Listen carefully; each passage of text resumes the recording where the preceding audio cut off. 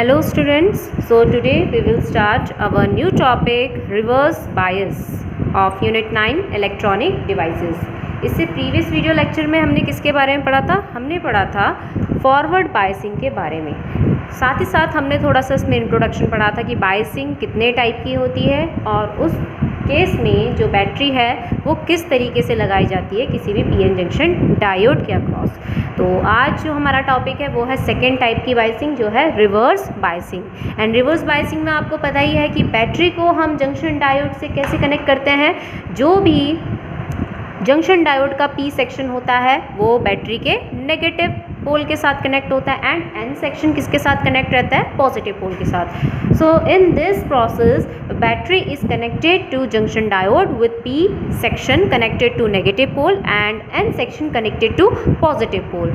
जिसमें आपको दिख रहा होगा कि मैंने यहाँ पे ब्लॉक डायग्राम बना रखा है एक जंक्शन डायोड का। This is its P region and this is its N region. और साथ ही साथ आपको पता है ये इसकी कौन सी लेयर होती है, इसको हम कहते हैं डिप्लीशन लेयर। ओके, जो कि कितने ऑर्डर की होती है? 10⁻⁻6 मीटर ऑर्डर की होती है। और उसी वजह से डिप्लीशन लेयर में एक पोटेंशियल क्रिएट होता है जिसको हम पोटेंशियल बैरियर कहते हैं। और आपको दिख रहा होगा कि एक साइड नेगेटिव टर्मिनल है, दूसरी साइड पॉजिटिव टर्मिनल है, जिसकी वजह से यहाँ पे एक फिक्सिशियस बैटरी का फॉर्मेशन होता है। अब हमें यही जो पीएन जंक्शन डायोड है इसको कनेक्ट करना है किस पे, या फिर हमें इस पीएन जंक्शन डायोड के अक्रॉस किसको कनेक्ट करना है? एक बैटरी को। तो बैटरी का जो नेगेटिव टर्मिनल है आपको दिख रहा होगा, this is negative terminal of battery is connected to P section of this junction diode and positive terminal of this battery is connected to N section of this diode. Okay, अब यहाँ पे क्या case है? Forward bias का just उल्टा। इसमें आपको अब देखिए क्या याद रखना है। इसके लिए मैंने एक यहाँ पे क्रिस्टल स्ट्रक्चर बना रखा है पीएन जंक्शन डायोड का, जिसमें आपको दिख रहा होगा एक मैंने यहाँ पे लाइन बना रखी है, दिस इज़ दी जंक्शन। और अगर मैं इसे जूम फॉर्म में देखूं तो ये जो पी टाइप एक्सट्रिंसिक सेमीकंडक्टर है वो इस तरीके का है, जिसमें आपको दिख रहा है कि डोपिंग हमने इंडियम की कर रखी है और उसके ऑल राउंड कौन सराउंड हो रखे हैं? सिलिकॉन एटम सराउंड हो रखे हैं। और आपको दिख रहा होगा ये हमारे पास कोवेलेंट बॉन्ड है और हर एक कोवेलेंट बॉन्ड में 2 इलेक्ट्रॉन है, क्योंकि यहाँ पे 2 इलेक्ट्रॉन्स की शेयरिंग हुई है 2 एटम्स के बीच में। ओके, और जहाँ जहाँ पे मैंने इस तरीके से सर्कल बना रखा है इट मीन्स यहाँ पे क्या है?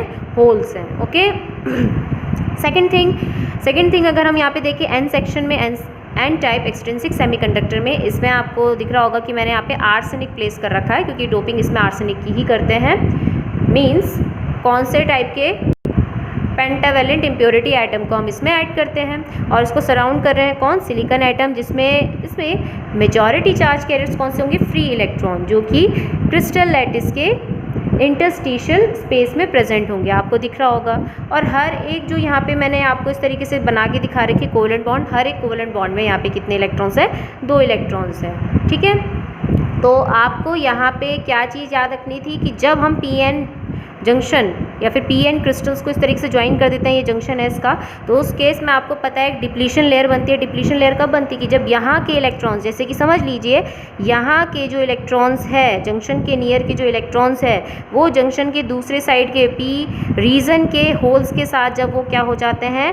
कंबाइन हो जाते हैं। अब देखिए यहाँ पे समझ लीजिए होल्स हैं, अब ये इलेक्ट्रॉन्स जब इनके साथ क्या हो जाएंगे? यहाँ पे कंबाइन हो जाएंगे। सॉरी, यहाँ पे इलेक्ट्रॉन ही रहेगा, ठीक है, सिर्फ दूसरे केस में यहाँ पे क्या रहेगा? ये होल्स हैं, दीज आर होल्स। ओके, अब यहाँ पे जो इलेक्ट्रॉन है वो इस होल के साथ कंबाइन हो जाएगा, ये इलेक्ट्रॉन इस होल के साथ कंबाइन हो जाएगा इस तरीके से, ये इलेक्ट्रॉन इस होल के साथ कंबाइन हो जाएगा, ये होल इस इलेक्ट्रॉन के साथ कंबाइन हो जाएगा, जिसकी वजह से यहाँ पे क्या बन जाएगी? दोबारा से कोवेलेंट बॉन्ड बन जाएगी।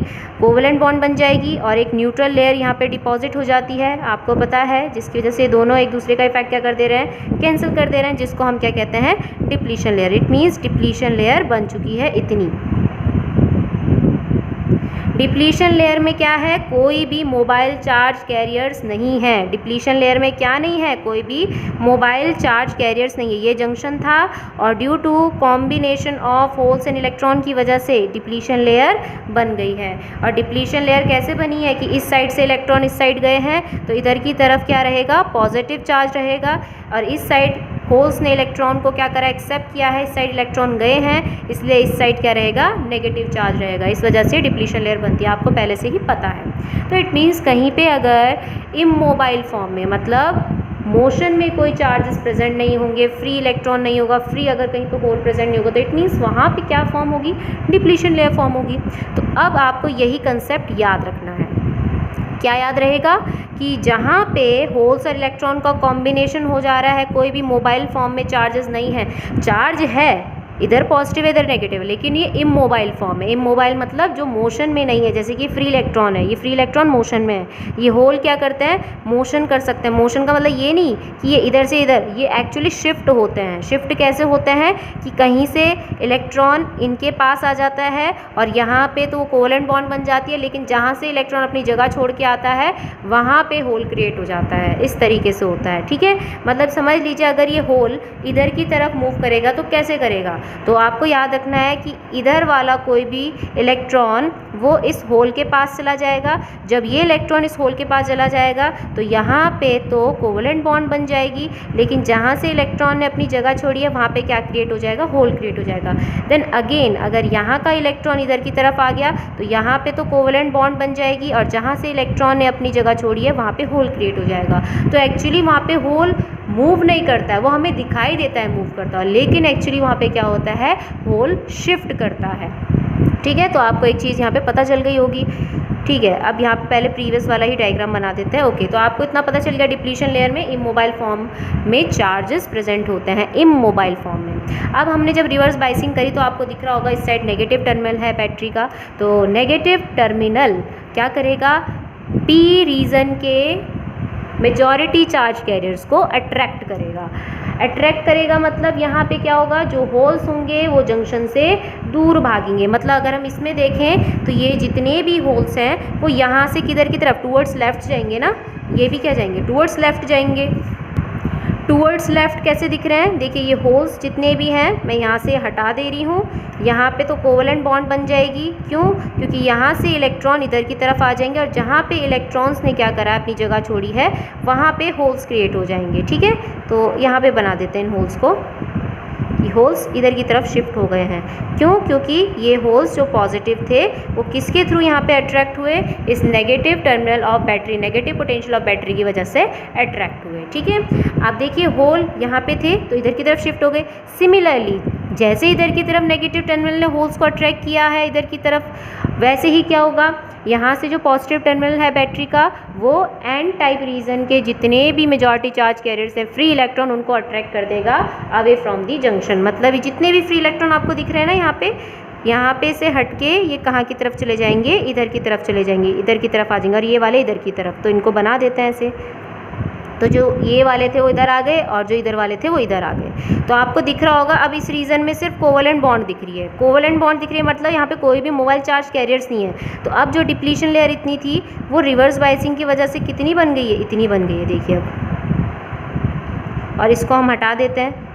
तो इसका मतलब क्या है, रिवर्स बाइसिंग में जब यहाँ पे हम अपोजिटली चार्ज टर्मिनल्स एक दूसरे पीएन जंक्शन डायोड के अक्रॉस लगाते हैं तो उस केस में क्या होता है, ड्यू टू अट्रैक्शन की वजह से जितने भी मेजॉरिटी चार्ज कैरियर्स हैं वो जंक्शन से दूर चले जाते हैं और वहाँ पे डिप्लीशन लेयर की विड्थ क्या हो जाती है, इंक्रीज़ हो जाती है। डिप्लीशन लेयर की विड्थ इंक्रीज़ होगी तो इट मीन्स क्या चीज़ इंक्रीज़ हो जाएगा, रेजिस्टेंस इंक्रीज़ हो जाएगा, क्योंकि डिप्लीशन लेयर जितनी ज़्यादा थिक उतना ही ज़्यादा रेजिस्टेंस। तो इट मीन्स रिवर्स बाइसिंग में जो भी हमारे पास पीएन जंक्शन डायोड है वो कैसा रेजिस्टेंस ऑफर्ड करता है, हाई रेजिस्टेंस ऑफर्ड करता है। अब यहाँ पे हाई रेजिस्टेंस बोला गया है, इनफाइनाइट तो नहीं बोला गया है, तो इट मीन्स कुछ ना कुछ करंट फ्लो करेगी। अब आपको पता है करंट कब फ्लो करती है, जब वहाँ पे डिफ्यूज़न टेक प्लेस होता है। अब यहाँ पे किसकी वजह से वो स्मॉल करंट जनरेट होगी, हाई रेजिस्टेंस है तो ऑब्वियसली स्मॉल करंट प्रोड्यूस होगी, जिसको हम स्मॉल रिवर्स करंट भी बोलते हैं। अब ये रिवर्स करंट किसकी वजह से प्रोड्यूस होगी, जो यहाँ पे प्रेजेंट माइनॉरिटी चार्ज कैरियर्स हैं उनकी वजह से यहाँ पे स्मॉल या रिवर्स करंट क्या होगी, प्रोड्यूस होगी। क्यों, क्योंकि जैसे हम देख रहे हैं कि ये नेगेटिव टर्मिनल इसके माइनॉरिटी चार्ज कैरियर्स को टूवर्ड्स दी जंक्शन फेंकेगा, टूवर्ड्स दी जंक्शन ओवरकम करने की कोशिश करवाएगा, और ये पॉजिटिव टर्मिनल यहाँ के होल्स को, एन टाइप के माइनॉरिटी चार्ज कैरियर्स को टूवर्ड्स दी जंक्शन क्या करने की कोशिश करेगा, मूव कराने की कोशिश करेगा, कि ताकि इनका डिफ्यूज़न हो जाए। जैसे ही ये मूव करेंगे, डिफ्यूज़ होंगे, तो यहाँ पे करंट जनरेट होगी, लेकिन कम होगी। क्यों, क्योंकि यहाँ पे किसकी वजह से ये करंट जनरेट हो रही है? Due to minority charge carriers. Minority मतलब जो कम अमाउंट में यहाँ पे प्रेजेंट है, कम नंबर्स में यहाँ पे प्रेजेंट है। तो रिवर्स बायसिंग में आपको दो चीज़ें याद रखनी है। क्या? स्टार्टिंग में रेजिस्टेंस हाई होता है क्योंकि डिप्लीशन लेयर की विड्थ क्या हो जाती है? इंक्रीज हो जाती है। बट जो करंट होता है, करंट कैसा जनरेट होता है? बहुत ही कम जनरेट होता है। ठीक है, अब क्या होता है, आगे स्टोरी सुनिए। अब मैं यहाँ पे क्या कर रही हूँ, इसको वेरिएबल बैटरी, ये वेरिएबल बैटरी एक्चुअली इसका वोल्टेज मतलब हम इंक्रीज़ कर सकते हैं। मैंने यहाँ पे इस पर्टिकुलर बैटरी का वोल्टेज और बढ़ा दिया। मैं जितना ज़्यादा ये बैटरी का वोल्टेज बढ़ाऊंगी तो क्या होगा, देखिए उतना ज़्यादा नेगेटिव पोटेंशियल यहाँ पे बढ़ता जाएगा और उतना ही ज़्यादा यहाँ पे पॉजिटिव पोटेंशियल बढ़ता जाएगा और उतना ही ज़्यादा ये थिक क्या बनती जाएगी ये, और जितने भी मतलब मेजॉरिटी चार्ज कैरियर्स हैं वो बाउंड्री से वहाँ से हटते जाएंगे, जंक्शन से दूर भागते जाएंगे। और यहाँ पे क्या होगा, एक टाइम ऐसा होगा कि ये जो हमारे पास नेगेटिव टर्मिनल है वो इस पर्टिकुलर पोटेंशियल बैरियर या फिर जो इस पर्टिकुलर डिप्लीशन लेयर का नेगेटिव टर्मिनल उसके साथ इंटरेक्ट करने लग जाएगा। अब जब इंटरेक्शन होगा तो यहाँ पे क्या होता है, इंटरनल फील्ड एमिशन स्टार्ट हो जाएगा। क्यों? क्योंकि ये जो नेगेटिव टर्मिनल है वो इस नेगेटिव के साथ क्या कर रहा है, यहाँ पे इंटरेक्ट कर रहा है। तो दोनों के बीच में रिपल्शन टेक प्लेस होगा, प्रेशर इधर से भी लगेगा और ये पॉजिटिव टर्मिनल का प्रेशर इस पॉजिटिव वाली डिप्लीशन लेयर के भी पास लगेगा। इस तरीके से देखिए, अब यहाँ पे जो डिप्लीशन लेयर है वो क्या हो चुकी है, इंक्रीज़ हो गई है इसकी विड्थ इस तरीके से और यहाँ पे भी इस तरीके से। तो देखिए पॉजिटिव टर्मिनल इधर की तरफ प्रेशर लगाएगा और ये जो नेगेटिव टर्मिनल है इधर की तरफ प्रेशर लगाएगा। तो जब यहाँ पे प्रेशर लगेगा ज़्यादा, क्योंकि वोल्टेज हम बढ़ाने में लगे हुए हैं, एक्सटर्नल फोर्स हम इंक्रीज़ कर रहे हैं, तो उस केस में क्या होगा, यहाँ पे प्रेशर जितना ज़्यादा लगेगा और जितना ज़्यादा यहाँ पे प्रेशर लगेगा तो यहाँ की कोवेलेंट बॉन्ड ब्रेक होना स्टार्ट हो जाएंगी। अचानक से बहुत सारी कोवेलेंट बॉन्ड ब्रेक होंगी। जहाँ पे देखिए इमोबाइल फॉर्म में चार्जेस थे, कोवेलेंट बॉन्ड अच्छे से बनी हुई थी। अब जैसे ही यहाँ पे हमने वोल्टेज बढ़ाया तो एक पर्टिकुलर वोल्टेज में क्या होगा कि अचानक से यहाँ पे बहुत सारी कोवेलेंट बॉन्ड टूट जाएंगी। अब जब कोवेलेंट बॉन्ड टूटती हैं तो उस केस में क्या होगा, जितनी ज़्यादा कोवेलेंट बॉन्ड टूटेगी उतने ही ज़्यादा free electrons and holes pair release होंगे। अचानक से free electron and holes pair release होंगे। ये क्योंकि पूरी की पूरी क्या टूट जाती है, यहाँ पे डिप्लीशन लेयर टूट जा रही है ना, कोवेलेंट बॉन्ड टूट जा रही है, तो बहुत सारे क्या हो रहा है यहाँ पे होल्स एंड इलेक्ट्रॉन्स रिलीज़ हो जाएंगे। एंड होल्स एंड इलेक्ट्रॉन जब रिलीज़ होंगे तो आपको पता ही है कि जो होल्स होंगे वो नेगेटिव टर्मिनल तो उसे अट्रैक्ट कर लेगा और जो यहाँ पे फ्री इलेक्ट्रॉन्स होंगे वो एन रीजन से इस पॉजिटिव टर्मिनल के थ्रू अट्रैक्ट हो जाएंगे, जिसकी वजह से एक large amount of reverse current produce होगी। किसकी वजह से? Due to break down of covalent bond.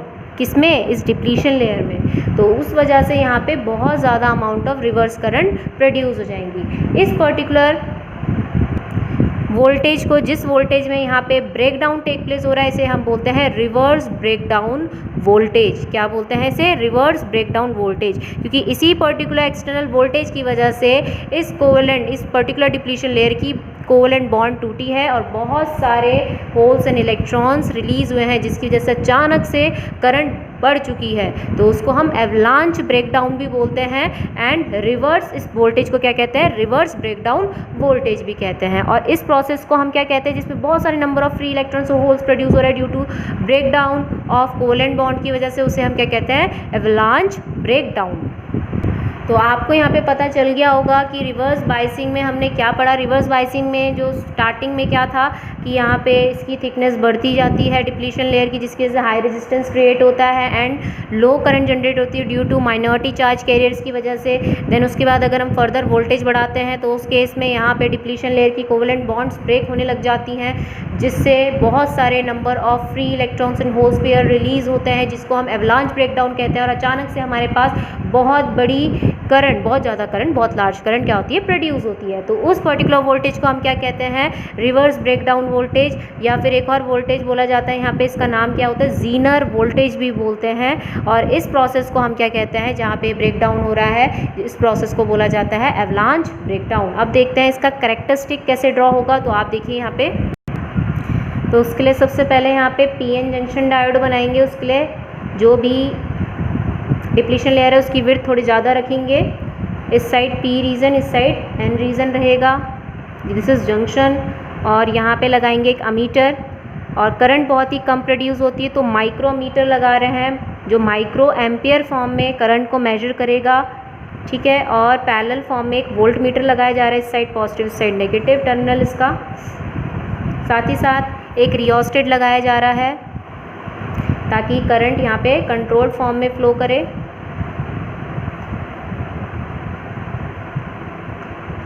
और फिर उसके बाद हमें लगानी है मोस्ट इम्पॉर्टेंट चीज़, वो है यहाँ पे बैटरी, नेगेटिव टर्मिनल और यहाँ पे पी साइड की तरफ, एन साइड की तरफ पॉजिटिव टर्मिनल, ठीक है, इस तरीके से। तो ये आ गया हमारे पास इसका सर्किट डायग्राम रिवर्स बायसिंग का। अब यहाँ पे इसका ग्राफ अगर हमें प्लॉट करना है, वीआई कैरेक्टरिस्टिक ड्रॉ करना है अगर इसका, तो उसके लिए आपको पता है ये जाएगा रिवर्स बायसिंग के लिए। तो जो भी हम इसमें ग्राफ प्लॉट करेंगे वो नेगेटिव साइड के लिए करेंगे, क्योंकि रिवर्स बायसिंग में जो भी करंट होती है वो रिवर्स करंट प्रोड्यूस होती है, एंड जो भी हमें वोल्टेज प्रोवाइड होता है इस पर्टिकुलर पी इंजेक्शन में वो भी नेगेटिवली होता है। ये ऑरिजिन है तो नाम दे देते हैं कुछ, इसमें कुछ वैल्यूज़ दे देते हैं, -2, -4, -6, -8, -10। तो आपको याद रखना है कि इसमें जो रिवर्स ब्रेकडाउन वोल्टेज है, जिस वोल्टेज में वहाँ पे ब्रेकडाउन हो रहा है तो बहुत ज़्यादा होता है as comparison to knee voltage के नेगेटिव फॉर्म में। मतलब ये मान के चल लीजिए ये होता है 1 वोल्ट से लेकर कितने भी वोल्ट तक जा सकता है ये, ठीक है। तो मैंने यहाँ पे 10 वोल्टेज के लिए मैं ऐसे मान के चल रही हूँ कि जो मेरा जीनर वोल्टेज होगा इस डायोड के लिए वो कितना होगा, -10 वोल्टेज होगा, कि उसके बाद अचानक से लार्ज करंट मिलेगी, ठीक है। और वाई एक्सिस यहाँ पे इंडिकेट कर रहा है रिवर्स करंट को।